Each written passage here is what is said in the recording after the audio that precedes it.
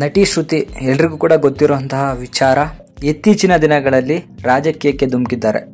ಈ ಹಿಂದೆ 90ರ ದಶಕದಲ್ಲಿ ಜನಗಳ ಮನವನ್ನು ಗೆದ್ದು ಕರ್ನಾಟಕದ ಹೆಣ್ಣು ಮಕ್ಕಳ ಫೇವ್ರೆಟ್ ನಟಿಯಾಗಿದ್ದರು. ಕರ್ನಾಟಕದ ಹೆಣ್ಣು ಮಕ್ಕಳ ಆಶೀರ್ವಾದದಿಂದ ಇವತ್ತು ಪೋಷಕ ನಟಿ ತನಕನೂ ಬೆಳೆದಿದ್ದಾರೆ. ಅಷ್ಟೇ ಅಲ್ಲದೆ ಇವರ ಮೇಲೆ ಇಟ್ಟಿರುವಂತಹ ಕರ್ನಾಟಕದ ಹೆಣ್ಣು ಮಕ್ಕಳು ಒಂದು ಗೌರವನ ಇವತ್ತು ಯಾವ ಮಟ್ಟಿಗೆ ಇವರು ಕೆಟ್ಟದಾಗಿ ಬಳಸ್ಕೊಂಡಿದ್ದಾರೆ ಅಂದರೆ, ನೀವು ಈಗ ಒಂದು ಆಡಿಯೋನ ಹಾಕ್ತೀನಿ, ಅದನ್ನ ಕೇಳಿಸ್ಕೊಳ್ಳಿ. ಎಷ್ಟೋ ಮನೆ ಜನ ಗಂಡಸರು ಆಡ್ತಾ ಇದ್ದಾರೆ, ನನ್ನ ಹೆಂಡತಿ ಎಲ್ಗೋದ್ಲ ಗೊತ್ತಿಲ್ಲ ಅಂತ. ಎಷ್ಟೋ ಮನೆಯಲ್ಲಿ ಮಕ್ಕಳು ಉಪವಾಸ ಬಿದ್ದವ್ರೆ. ಫ್ರೀ ಬಸ್ ಕೊಟ್ರು ಅಂತ ತಕ್ಷಣ ಹೆಣ್ಮಕ್ಳು ಎಲ್ಲೆಲ್ಲ ಹೋಗ್ತಾವ್ರೆ. ತೀರ್ಥಯಾತ್ರೆಗೆ ಹೋಗ್ತೀವಿ ಅನ್ನೋ ನೆಪದಲ್ಲಿ ಎಲ್ಲಿಗೆ ಹೋಗ್ಬೇಕು ಅನ್ನೋದು ಗೊತ್ತಿಲ್ಲ, ಗೊತ್ತು ಗುರಿ ಇಲ್ದಂಗ್ ಮಾಡಿದ್ದಾರೆ.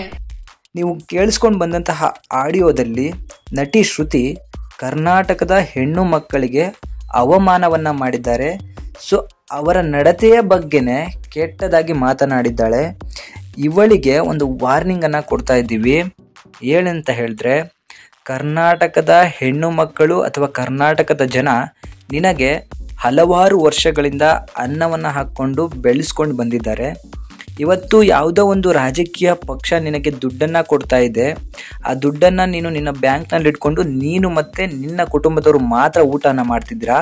ಕರ್ನಾಟಕದ ಜನತೆಗೆ ನೀನು ಊಟವನ್ನು ಹಾಕ್ತಿಲ್ಲ. ನಿನ್ನ ಯೋಗ್ಯತೆ ಎಷ್ಟಿದೆಯೋ ಅಷ್ಟನ್ನು ಮಾತ್ರ ನೀನು ನೋಡ್ಕೋಬೇಕು. ಕರ್ನಾಟಕದ ಹೆಣ್ಣು ಮಕ್ಕಳ ಬಗ್ಗೆ ಮಾತಾಡೋದಾಗಲಿ ಅಥವಾ ಕರ್ನಾಟಕದ ಜನತೆಯ ಬಗ್ಗೆ ಮಾತಾಡೋದಾಗಲಿ ಮಾಡಿದರೆ ಪರಿಣಾಮ ನೆಟ್ಟಗಿರೋದಿಲ್ಲ. ಇವತ್ತು ನೀನು ತಿಂತಾ ಇರುವಂತಹ ಅನ್ನನೂ ಕೂಡ ಕರ್ನಾಟಕದ ಹೆಣ್ಣು ಮಕ್ಕಳು ಕೊಟ್ಟಿರುವಂತಹ ಭಿಕ್ಷೆ.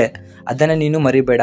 ನಿನಗೆ ಒಳ್ಳೆಯ ಗೌರವದಿಂದ ಹೇಳ್ತಾ ಇದ್ದೀವಿ, ನೀನು ದಯವಿಟ್ಟು ಕರ್ನಾಟಕದ ಹೆಣ್ಣು ಮಕ್ಕಳ ಬಗ್ಗೆ ಮಾತನಾಡಿರುವಂತಹ ಮಾತಿಗೆ ಕ್ಷಮೆಯನ್ನು ಕೇಳಬೇಕು.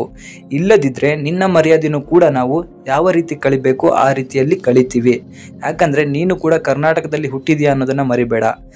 ಈ ಆಡಿಯೋದಲ್ಲಿ ನೀನೇನು ಮಾತಾಡಿದ್ಯಾ, ಇದು ಒಂದು ಬಹಿರಂಗ ಚರ್ಚೆಯಲ್ಲಿ ಮಾತನಾಡಿದ್ಯಾ, ಅದು ಕರ್ನಾಟಕದ ಹೆಣ್ಣು ಮಕ್ಕಳ ಬಗ್ಗೆ ಮಾತಾಡಿದ್ಯಾ.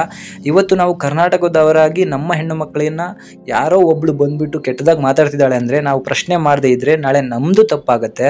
ಅದಕ್ಕೆ ನಿನಗೆ ಹೇಳ್ತಾ ಇದ್ದೀನಿ, ನೀನೇ 2-3 ಮದುವೆ ಮಾಡಿಕೊಂಡು ನಿನ್ನ ಸಂಸಾರನೇ ನೀನು ನೆಟ್ಟಿಗೆ ನೋಡ್ಕೊಂಡಿಲ್ಲ. ಇವತ್ತಿಗೂ ಕೂಡ ನೀನು ನಿನ್ನ ಗಂಡನರ ಜೊತೆಗೆ ಜೀವನವನ್ನು ಮಾಡಿಲ್ಲ. ಆದರೆ ನನ್ನ ಕರ್ನಾಟಕದ ಹೆಣ್ಣು ಮಕ್ಕಳ ಬಗ್ಗೆ ಕೆಟ್ಟದಾಗಿ ಮಾತಾಡ್ತೀಯಾ.